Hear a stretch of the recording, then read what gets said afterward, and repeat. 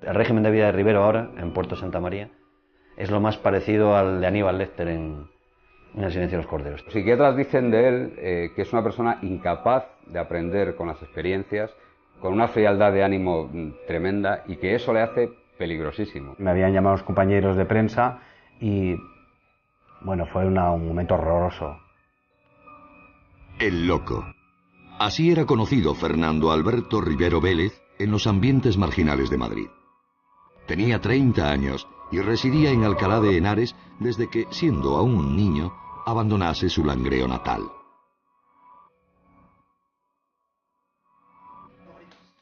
Una noche, la del 2 de julio de 1998, firmó la sentencia de muerte de 2 personas y su propia condena.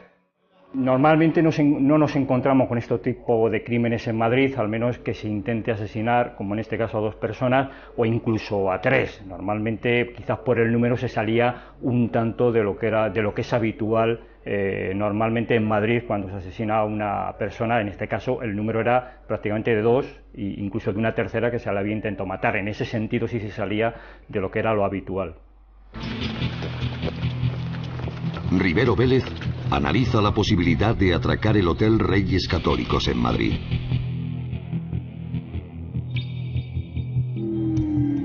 Busca el dinero con el que sabe que pagan la nómina de los empleados. Conoce el establecimiento.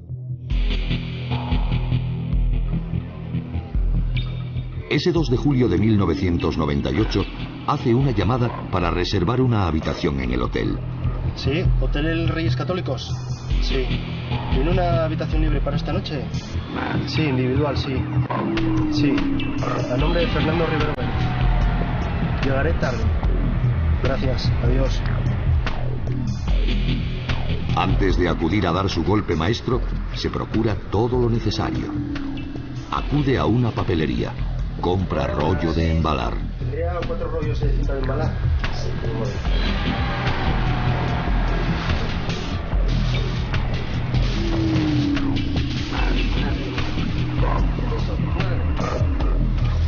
El resto ya lo tiene dispuesto. Una escopeta de doble cañón escondida en una caja de cartón.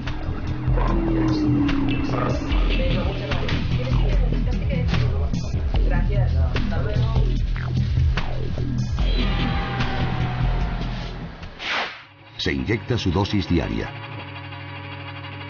Es adicto a la cocaína y la heroína.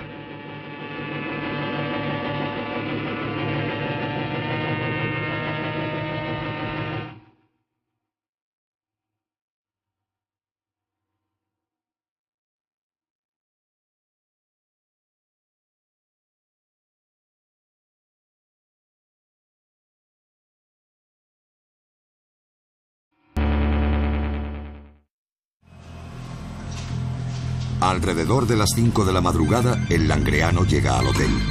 La droga corre por sus venas. Buenas noches. Buenas noches. ¿No tiene una reserva aquí? ¿Le puede decir una reserva, por favor? En la recepción encuentra a Rubén Darío Ballina, un malagueño de 20 años que desde hace 10 meses trabaja en el hotel. En ese momento, comienza una pesadilla para el joven recepcionista. Rivero Vélez le encañona. ¿Dónde está allí? No tengo ni idea. La caja. Llevo 4 días trabajando, joder, te lo juro. Caja fuerte. Tengo 10. Solo tengo eso. Delante de mí, ¿dónde está la caja? No tengo ni idea. Venga, a por ella. No le manda salir del mostrador y le conduce hasta el primer descansillo.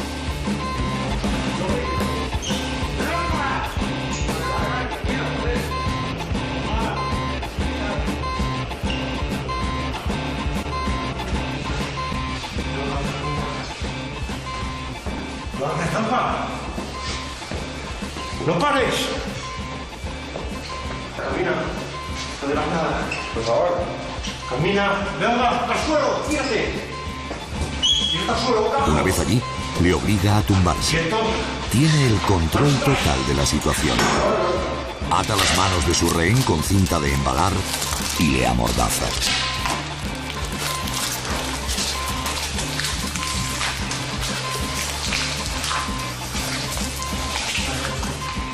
Por favor. Cállate. Cállate, cabrón. Por favor. Cállate. Vaya noche. En ese preciso instante, dos clientes llegan al hotel. Son Juan Ignacio Arranz y su pareja, Margarita Vázquez.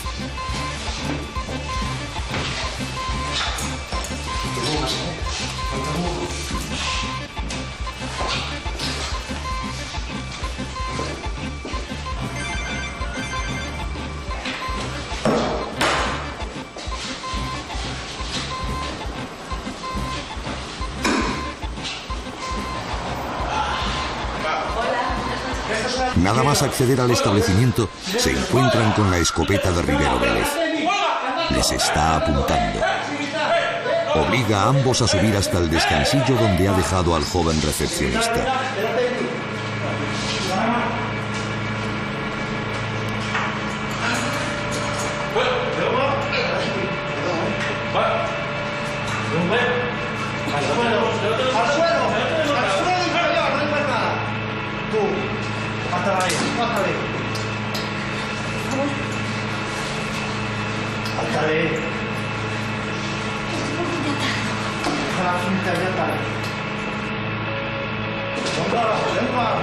No la toques, rápido, no la toques. Cállate. Quieto. Quieto, no llevas nada. Pásale las manos. Cállate. No quiere tener problemas mientras busca el dinero, así que les amordaza.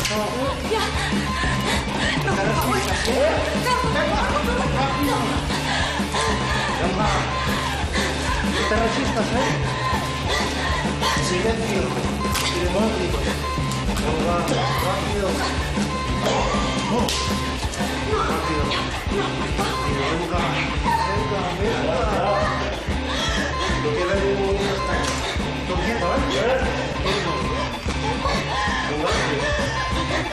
Rápido, los pies. Venga. Venga, al suelo, tómate, abajo. Venga, no iremos, ¿no? No te muevas. No te muevas.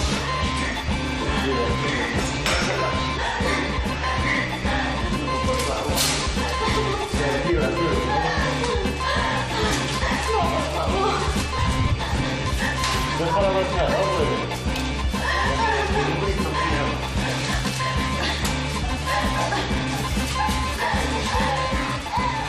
La mujer le pide que no apriete. No, por favor. En la boca no, que tengo asma.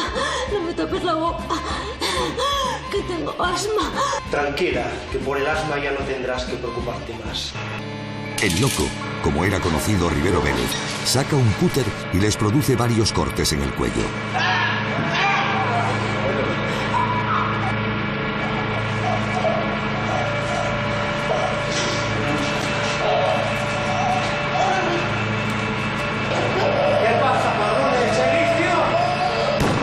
Al ver que tardan en morir, dispara al recepcionista.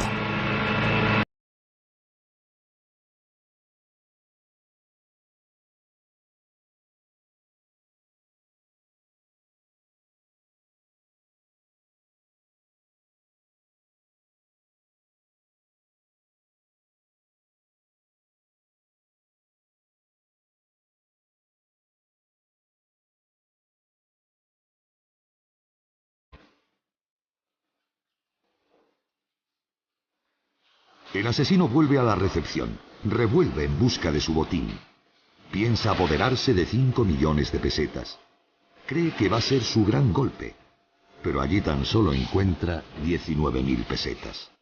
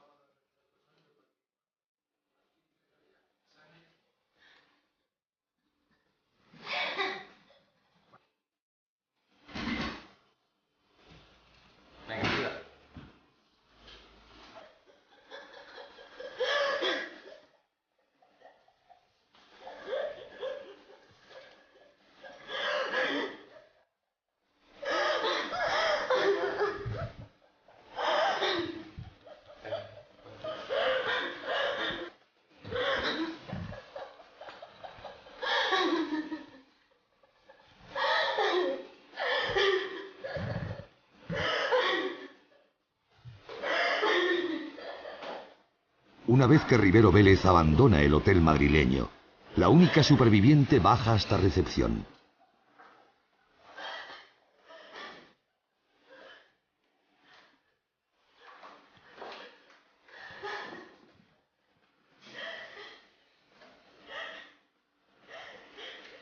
Una vez allí, solo acierta a marcar el teléfono de la policía.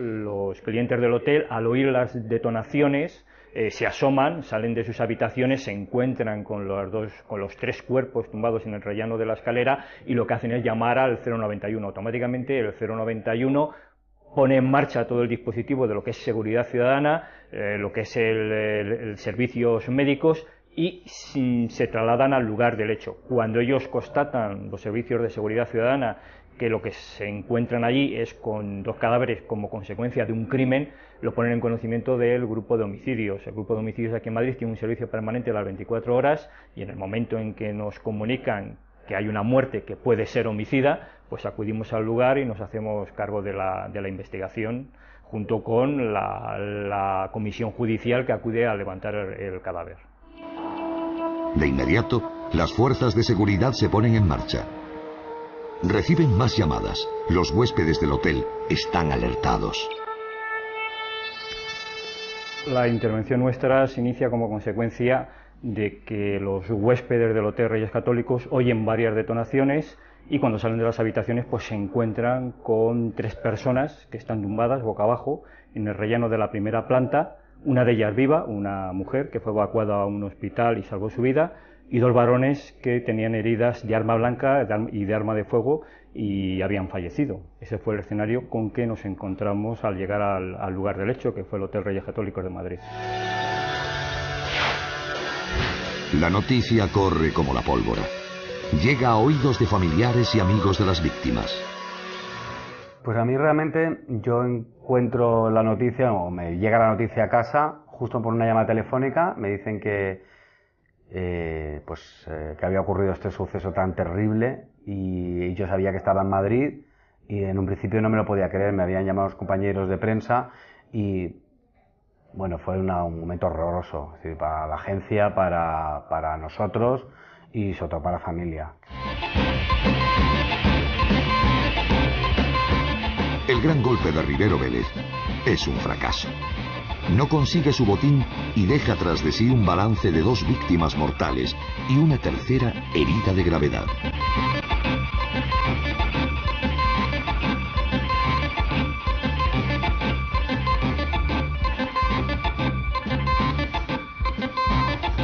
El lo único que falta de la caja del hotel son 19.000 pesetas, porque no encuentra el dinero de las nóminas, no sabemos si estaba o no, pero lo cierto es que no lo encuentra, porque cuando llega la policía sí que ve que han removido todo, han sacado todos los cajones, ha hecho un registro muy minucioso, pero todo es el típico delito producto de la precipitación que da el estado en el que probablemente se encontraba Rivero, ¿no? Hasta arriba de todo, porque improvisa todo, cuando llega, probablemente lo primero que hace es asesinar al recepcionista del hotel, a Rubén. Después se encuentra con esos dos clientes, con Margarita y con su novio, que entran al hotel y no se le ocurre otra cosa que asesinarlos también, maniatarlos y asesinarlos. Es decir, está todo muy improvisado, no hay ninguna planificación, no es un delito pensado, ni es un delito de un atracador de verdad, ¿no? De un atracador con la frialdad que tiene un atracador que entra en un banco y sabe por dónde hay que salir y cuánto tiempo puede pasar allí, ¿no? Fernando improvisó todo. Realmente el único desorden era en la recepción del hotel, donde se había intentado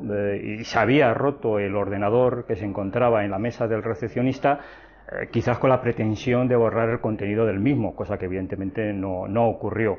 Por lo demás, no había ningún otro tipo de desperfecto y la inspección ocular se centró tanto en la recepción, donde el ordenador aparece roto, como en el descansillo, donde aparecen los cuerpos de los dos varones asesinados. Totalmente, fue una asquerosidad terrible, fue una desgracia de esa incoherencia, cómo a alguien se le puede sesgar la vida, a nadie se le puede sesgar la vida, pero a un niño que te vuelvo a decir que era un niño bueno, si lo mirabas a la cara y sabías que te podía ayudar si necesitaba algo, puntual, trabajador, con ganas de triunfar, con ganas de trabajar, con ganas de ser alguien, y sobre todo un niño, vuelvo a decir, de padre, de buena familia, de niño bien, y temeroso. Es decir, tenía 19 años, pero como si tuviera 15. ¿Sabes? Y yo es que me puedo imaginar esos momentos de él. Es que no. Según las hipótesis de la policía, Fernando Rivero trató de ser lo más discreto posible. Entendemos que quizás el autor primeramente pretendió no disparar para no alarmar a los clientes del hotel. Utilizó un cúter que se encontró en el lugar de los hechos para cortar el cuello a las víctimas y al ver que no resultaba mortal, utilizó el arma de fuego matando a los dos varones. Y al no tener más munición, bueno, pues quedó viva la mujer, que la que luego pues, se salvó y pudo aportar datos sobre lo que allí había ocurrido. Pero son varios los errores que comete el asesino en su fechoría. Golpea el ordenador, pero no destruye el disco duro. Y además olvida la caja en la que esconde la escopeta. Y la escopeta y esa imprudencia que comete al dejar su nombre es lo que facilita mucho la detención a la policía, ¿no? La escopeta la esconde en una caja de una fábrica de muebles de al lado de su domicilio. Cuando ven la procedencia, llaman a los compañeros de Alcalá de Henares, los domicilios, y dicen, oye, ¿os suena de algo una tienda de muebles en esta calle? Y el policía que recibe la llamada dice, esa es la calle donde vive un delincuente de aquí, Rivero el Loco. Y eso es lo que les conduce a la detención, a la sospecha de Fernando Rivero de que era el asesino de los Reyes Católicos. Bueno, al hacer la inspección ocular, evidentemente, por un lado nos centramos en lo que era el contenido del ordenador, quiénes eran las personas que figuraban como clientes, y por otro lado, digamos que la caja, en lo que era la escena del crimen, llamaba la atención, porque evidentemente no tenía sentido que estuviese allí en el hotel. En esa caja había una dirección, era de Alcalá de Henares, y se contactó con la tienda de donde había salido la caja, que la había dejado el dueño de la misma la tarde anterior en la calle, para que la recogiera el camión de la basura. Entendimos que una de las posibilidades es que la persona que había llevado la caja desde Alcalá de Henares hasta el hotel fuera el autor y que viviera en las inmediaciones y viera que la caja le servía para lo que le sirvió, que era entrar con una escopeta de cañones recortados sin levantar las suspicacias del conserje del hotel, que tenía el hotel cerrado a esas horas y tenía la orden de que si veía algo raro no abrir. Quizás una de las mayores incógnitas que rodean el doble asesinato del Hotel Reyes Católicos sea la procedencia del arma utilizada. La escopeta, en un primer momento creo recordar que se investigó su procedencia y que probablemente salió de un poblado, en los poblados donde venden droga también venden armas. Y además era la típica escopeta que se vende en ese tipo de poblados, una escopeta de calibre 12 con cañones recortados, una escopeta muy habitual. Fernando Alberto Rivero Vélez huye a Extremadura, donde es localizado por la policía, que procede a su detención. Probablemente en aquel momento Fernando Rivero no era considerado un preso especialmente conflictivo, aunque bien es verdad que la detención, los policías de Alcalá le conocen, saben que probablemente se encuentre muy acelerado y con los efectos de la droga, y adoptan muchas precauciones impropias probablemente de una detención así, ¿no? Lo cierto es que nos contaban que no le dejaron prácticamente ni respirar, que cuando le pinchan una rueda del coche, para que cuando llegue y vea que está la rueda pinchada se agache y puedan hacerse con él rápidamente, y 6 tipos le encañonan y no le dejan ni respirar, ¿no? Pero el historial del langreano no termina con esta detención. Considerado ya un preso peligroso, es trasladado en enero de 1999 a la Audiencia de Guadalajara. A pesar de estar escoltado por 4 miembros de la Guardia Civil, logra darse a la fuga. Aquella fuga de Guadalajara probablemente esté motivada porque en aquel momento no era un preso conflictivo, ¿no? Sino que era, bueno, pues un preso detenido por los asesinatos, pero no era un preso especialmente peligroso. Y hubo seguramente una negligencia a la hora de la conducción, ¿no? Porque rápidamente golpea al guardia que le estaba vigilando y se marcha. Rivero Vélez vuelve a permanecer huido varios días. Su instinto de supervivencia le lleva al lugar que mejor conoce. Vuelve al poblado madrileño de La Rosilla. Allí le encuentran los miembros de una asociación que presta ayuda a los toxicómanos. Es precisamente en uno de sus centros donde le reconocen y dan la alerta a las fuerzas de seguridad. Es curioso el instinto que me imagino que desarrollan este tipo de gente que trata con drogadictos y con delincuentes relacionados con el mundo de la droga. Porque les llama la atención que que en cuanto llega quiere cortarse el pelo a toda costa. Y aquello pues llama la atención de los responsables de Remar, ¿no? Es curiosa porque es la primera detención que se produce en España utilizando Internet. Estamos hablando de hace muchos años cuando Internet no estaba tan generalizado, y la policía por primera vez cuelga en una página web el rostro de Fernando Rivero por si alguien lo identifica. Y es así como los responsables de Remar identifican y se dan cuenta de que quien había llegado con tanta urgencia por cortarse el pelo es Fernando Rivero Vélez. Llaman a la policía y otra vez adoptan muchas precauciones, le hacen salir a un sitio donde esté completamente desarmado porque está destinado a la cocina.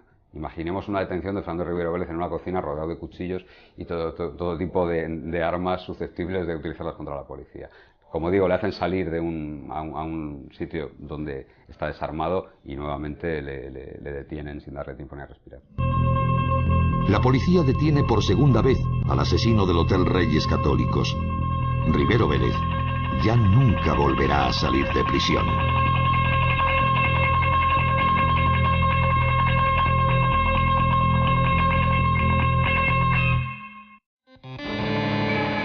Fernando Alberto Rivero Pérez, asturiano, natural de Langreo, ha pasado a la historia de los delincuentes que atemorizaron a España.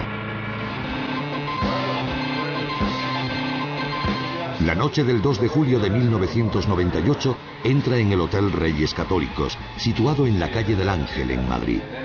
Lo hace con un único propósito: dar el palo de su vida. Quiere atracar el establecimiento. ¿Dónde está el dinero? ¿Dónde está el dinero? No tengo ni idea. La caja. ¿Y vos no te trabajando, joder? Es de madrugada. Todo está tranquilo y no le resulta difícil reducir al recepcionista, un joven malagueño. Le maniata y le amordaza, pero algo sale mal. 2 clientes llegan en ese momento y Rivero Vélez se ve obligado a amenazar a ambos.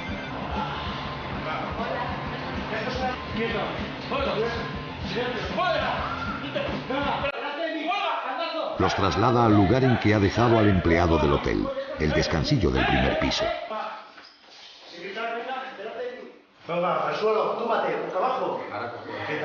Son demasiados. 3 personas han visto su cara y podrían reconocerle. En la boca no, que tengo asma. No me tapes la boca. Tranquila, que por el asma ya no tendrás que preocuparte más. El atraco se convierte en un brutal asesinato, con un balance de 2 víctimas mortales y una tercera con el cuello rajado.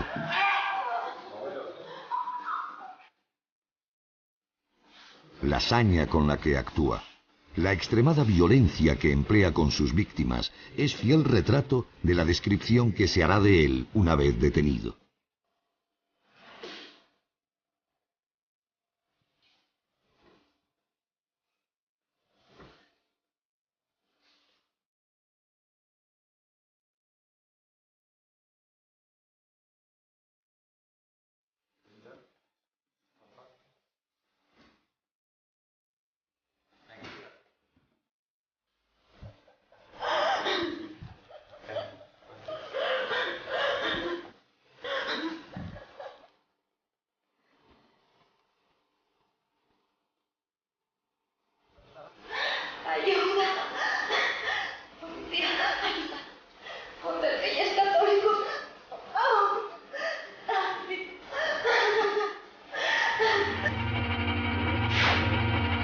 Atracador, falsificador, chulo, cocainómano, matón de discoteca y asesino con mayúsculas.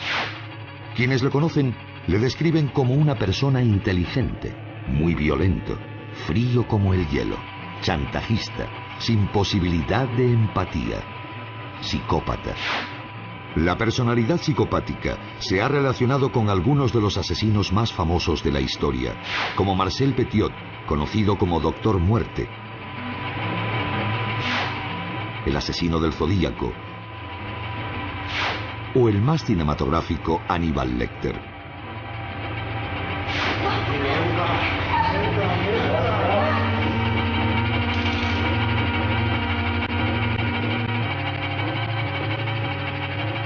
Lo que sí queda claro es que Rivero Vélez, el loco, utiliza una violencia desproporcionada en el Hotel Reyes Católicos. En el tema de los Reyes Católicos siempre podemos tener la idea de la droga, ¿no? Es lo que le cuenta al psiquiatra que le entrevista en la prisión de Valdemoro sobre los crímenes de los Reyes Católicos. Dice que no se acuerda, que estaba puesto de cocaína, que tiene un recuerdo muy borroso, que iba a robar, ¿no? La violencia que se emplea en Reyes Católicos ya es desproporcionada. Es la misma que él sigue utilizando ahora en prisión, con otros códigos obviamente y con otros medios, ¿no? Parece que la droga no era el único motivo para... Lo que dice el psiquiatra es que se trata de un psicópata, directamente. Y Rivero pues es ahora mismo, ya te digo, uno de los 10, 12 presos calificados así, extremadamente peligrosos, que quedan en España. Lo que ocurre allí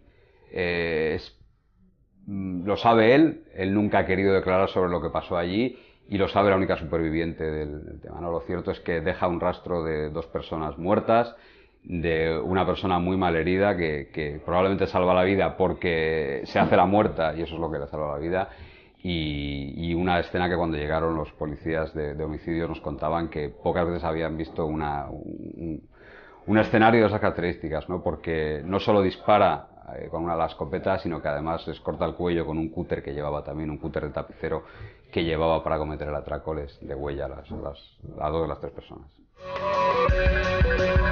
Los barrios marginales del Madrid de finales de los 80 y principios de los 90 dieron cobijo a Fernando Rivero Vélez. Desde que se trasladase a la calle Madre de Dios de Alcalá de Henares, el Langreano se hace un habitual de los poblados de la droga. Sí, en Madrid en aquellos años, los años 80 y 90 sobre todo, hubo varios intentos de apartar la droga, digamos, de las ciudades. Entonces se hicieron unos ensayos que fue unos poblados donde se realojó, se quitaron las chabolas y se realojó a la población de etnia gitana mayoritariamente, y allí lo que lo convirtieron fue en supermercados de la droga, porque esas personas a las que habían sacado de chabolas les habían dado viviendas, seguían vendiendo igual que en la chabola, pero ya en una vivienda, ¿no? Y Rivero era de esos personajes que pululaban por poblados como La Rosilla, como La Celsa, Los Pitufos, como era conocido La Rosilla, porque las casas eran de muchos colores y se llamaba Los Pitufos, y era uno de esos habitantes habituales, de esos moradores habituales de esos barrios que eran casi parar por allí era ver a población casi extraterrestre, ¿no? Gente que apenas se mantenía en pie, simplemente en busca de su dosis, en busca de su gramo, de su micra de cocaína o de heroína. Y Fernando pasaba la vida allí, él daba un pequeño palo, se iba a comprar a la Rosilla. En los últimos años, antes de su detención, se había aficionado a la cocaína. Estamos hablando del final de los años 90, la cocaína ya había pasado a ser una droga de consumo generalizado y en los poblados gitanos vendían la mejor cocaína de Madrid, porque los gitanos, según les llegaba la postura, la mercancía, no la cortaban y le daban salida prácticamente con un 50, un 60% de pureza, algo que no encontrabas en otro sitio, pero había que ir a esos poblados, ¿no? Y a Rivero le gustaba mucho la cocaína de los gitanos. Pero la historia de Rivero comienza mucho antes.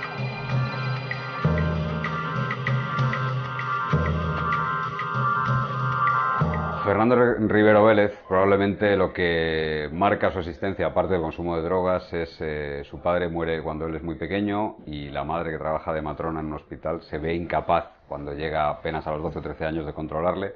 A esa edad comienza a consumir drogas, comienza a fumar hachís con 13 años, muy pronto empieza con el consumo de anfetaminas, de tranquimacín, de rohipnoles, de sedantes también. Y a los 16, 17 años ya tiene un consumo continuado de heroína y de cocaína. La historia de Rivero es muy triste desde el principio, ¿no? Él tiene una historia muy triste personal y familiar. Su padre muere cuando él es muy joven, en unas circunstancias un poco extrañas. Parece ser que fue una reacción alérgica a una inyección que le pusieron al hombre. Tiene varios hermanos, entra en el mundo de la droga, es un camino al principio típico de un yonki, ¿no? Empieza cometiendo robos, cada vez con más violencia, posiblemente por la mezcla de drogas. El salto que da ya en Reyes Católicos, en Madrid, a finales de los 90, ya es un salto cualitativo, ¿no? Ahí a Rivero lo que hace, él ya había caído bastante bajo por el tema de la droga. Todo esto hace que Rivero Vélez, el chico que salió del Langreo para llegar a Alcalá de Henares, se gane un sobrenombre muy clarificador. Rivero el Loco, le llamaban los policías de Alcalá de Henares, que le pasaba por allí un día sí y otro también prácticamente, era conocido como Rivero el Loco. Incluso en el mundo delincuencial de la zona de Alcalá, Torrejón, Coslada, en el corredor de Henares de Madrid, que es una zona que siempre ha sido bastante caliente en cuanto a delincuencia. Todos los confidentes de la policía, otros pequeños atracadores, le conocían como Rivero el Loco. Tenía varios antecedentes, creo recordar ahora mismo, por robos con violencia. No era conocido nuestro, del grupo de homicidios y de Alcalá de Henares y de otras unidades policiales que sí lo habían detenido, pero no había llegado a realizar un acto de esta magnitud o de este calibre. El historial de Fernando Rivero, el historial que figuraba sobre todo en la comisaría de Alcalá de él, era el historial propio de un yonki. Es decir, no era un gran atracador, no era una persona de golpes planificados, sino que era ese delincuente ocasional, digo ocasional, que a la mínima ocasión delinque. No es que delinca poco, sino que en cuanto tiene ocasión delinque porque necesita delinquir para pagarse su dosis, no para pagarse la droga. Entonces era un historial con muchas entradas en comisaría, pero con pocas estancias y cortas en prisión siempre, ¿no? Porque eran pequeños delitos, la mayoría al principio hurtos, que estaban poco penados, y luego pequeños robos con intimidación, ¿no? El móvil del crimen parece estar claro. Rivero Vélez no quería matar, tan solo dar el golpe de su vida, llevarse el dinero de las nóminas de los trabajadores. Pero las cosas se torcieron. La elección del lugar también parece estar clara. Conocía el establecimiento y a su propietario.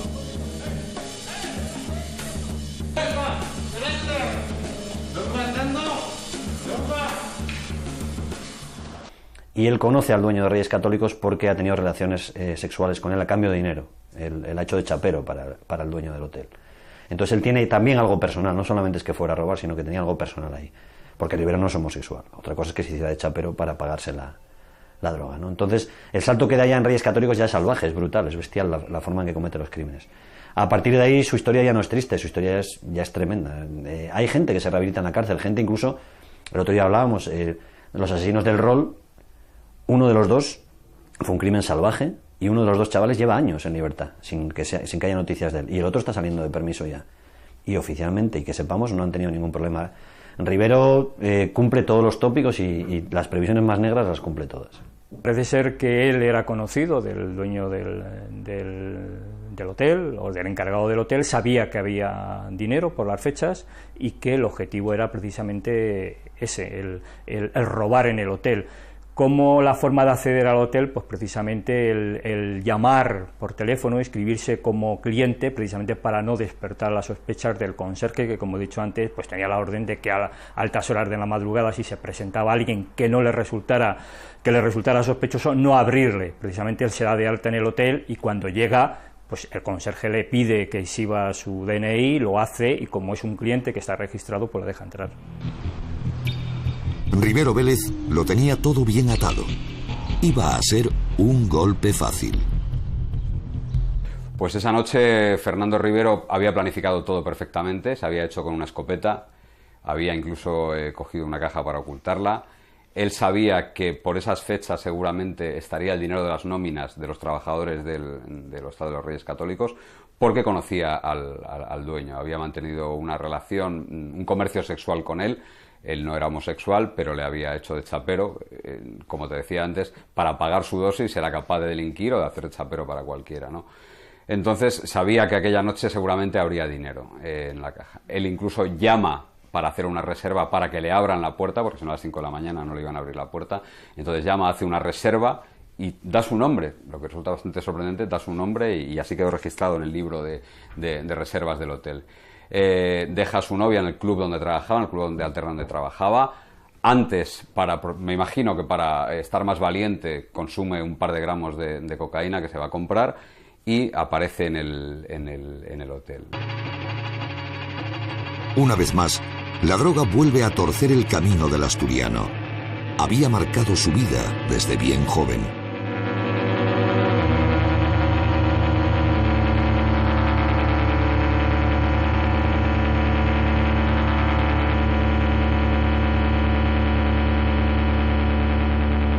Esa trayectoria ascendente en el mundo de las drogas, pues es lo que ya le convierte en un delincuente. Pronto comienza con pequeños hurtos, comienza con robos, con amenazas, tiene alguna pelea, con su madre, que trabaja de comadrona en un hospital, le consigue un trabajo en un hospital de Alcalá de Henares, trabajo que pierde porque se pelea con un compañero, con un celador, y le despiden del trabajo. En el servicio militar tampoco se redime, por decirlo de alguna manera, porque no puede ir al servicio militar. Le diagnostican ya un trastorno con rasgos psicopáticos y un excesivo consumo de drogas de abuso, y tampoco al servicio militar. Y ya entra en una deriva que su vida era prácticamente obtener dinero para inyectárselo o para fumárselo.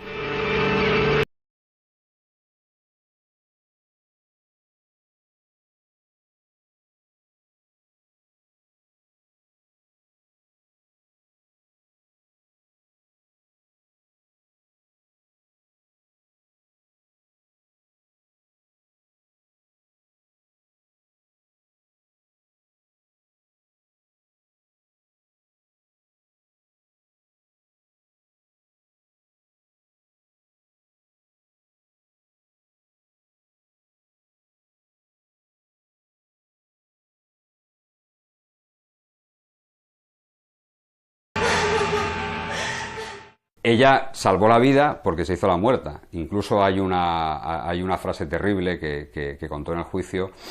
Ella padece asma, Margarita padece asma, era una mujer de 49 años con asma.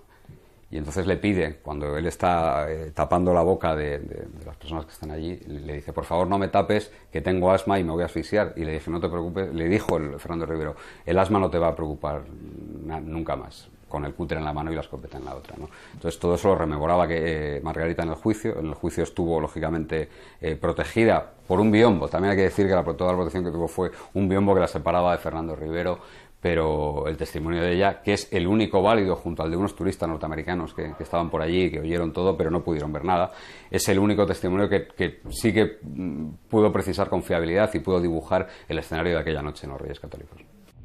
Tras de sí quedan dos cadáveres: el propio Ignacio Arranz y un joven de 20 años, un malagueño que había viajado a Madrid y que quería ganarse la vida como modelo. Él llega a Madrid buscando trabajo, justo con la perspectiva de situarse en la capital para empezar a hacer castings. Tenía una carrera muy prometedora, era un buen modelo. Y bueno, pues yo incluso a mí me había llamado para decirme: he encontrado un trabajo en un hotel que me va a venir fenomenal porque puedo trabajar de noche y por la mañana ir a los castings e intentar conseguir trabajo.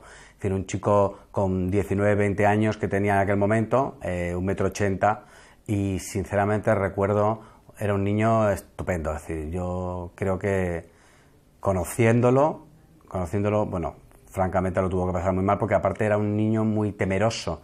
Le daba mucho miedo llegar a Madrid, que le pasara algo, que decir, que cómo tenía que ir a los metros, no conocía el metro, no conocía la gran capital, era todo enorme. Y yo creo que el día de los hechos tuvo que ser terrible, sobre todo conociendo su carácter. Quienes le conocían no dudan en calificar al recepcionista como persona temerosa y tranquila, y se les hace difícil explicarse cómo alguien pudo arrebatarle la vida de esa manera.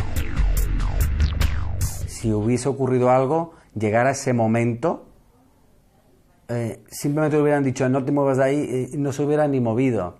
Es decir, hay que tener mala fe, mala desgracia para hacer daño a una persona tan buena, porque yo estoy seguro que era un niño que no ni problemas, no da problemas, es decir, que era un niño que no daba problemas.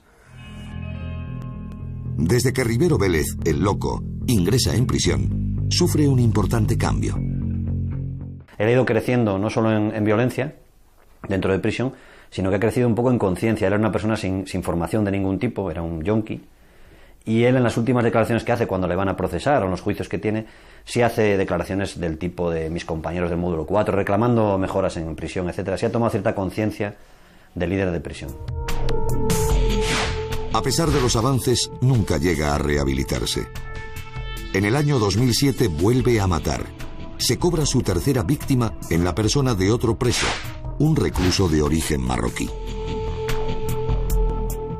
En la cárcel de Ocaña, pues mató al parecer a un compañero de prisión, a un marroquí, y bueno, pues las diligencias se tramitaron allí en la propia prisión, pero en efecto, bueno, pues dejaba constancia de lo que era su peligrosidad con este nuevo asesinato.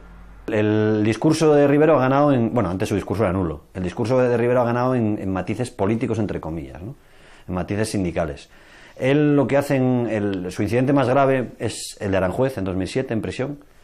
Es un módulo, él había avanzado por su buen comportamiento, precisamente por estar estudiando, etcétera, etcétera, avanza de grado y sale de ese aislamiento y le meten en un módulo de presos conflictivos, pero bueno, ya está en contacto con más gente, ¿no? Y en ese módulo hay un preso marroquí que es el que quiere llevar el control del tema de la droga, etcétera. Rivero se enfrenta con él y el marroquí no sabe quién es Rivero y la amenaza de muerte. Y Rivero le mete 18 puñaladas, aprovecha un incidente, no se sabe si provocado por él o no, pero un incidente, una confusión en un patio, y le mete 18 puñaladas. Su régimen es el más estricto de los existentes en las cárceles españolas. Su aislamiento es prácticamente total. Rivero Vélez pasó de ser un asesino que entra en prisión a ser una especie de líder sindical de los presos. Ya casi no quedan presos de los años 80, de aquellos motines y aquellos presos de control directo, FIES. De los pocos que quedan son Rivero y una cuadrilla de 10-12 presos más. Digamos que es lo más parecido al régimen, el régimen de vida de Rivero ahora, en Puerto Santa María, es lo más parecido al de Aníbal Lecter en El silencio de los corderos. Tiene una hora diaria de patio, tiene prohibido contacto con otros presos, vive un régimen de aislamiento total, le cachean cada poco tiempo, registran la celda cada poco tiempo y el contacto con los funcionarios es mínimo, ¿no? Tiene una doble puerta, lo que llaman cangrejo, para evitar cualquier posible agresión. Desde aquel incidente, Rivero Vélez se ha convertido en un nómada de las prisiones españolas, aunque algo no ha cambiado, siempre en condiciones de máxima seguridad. Está en el puerto de Santa María. Él pasó por Valladolid, su anterior prisión fue Valladolid. Después de ese incidente en Aranjuez, del asesinato, le llevan a Valladolid. La cárcel de Villanueva de Valladolid, ya digo, era lo más parecido a una cárcel de las que vemos en las películas de máxima seguridad de Estados Unidos, ¿no? Un pasillo largo y celdas que a veces los funcionarios se atreven a poner el nombre en tiza de la persona que está dentro, ¿no? Hay una mirilla y tú no puedes acercarte, él no te ve. Rivero estaba en ese pasillo con otros 10 o 12 presos FIES, internos de especial seguimiento, control directo, como queramos llamar, se ha ido cambiando. Y ese módulo se deshizo, porque la mayoría de los FIES o han muerto o han cambiado su conducta, etcétera, quedan muy poquitos ya. Y ahora le han llevado a Puerto 3, Puerto Santa María 3, pero siguen en aislamiento máximo y siguen en control máximo, sin, por supuesto, contacto con otros reclusos, sin contacto con funcionarios, etcétera, etcétera.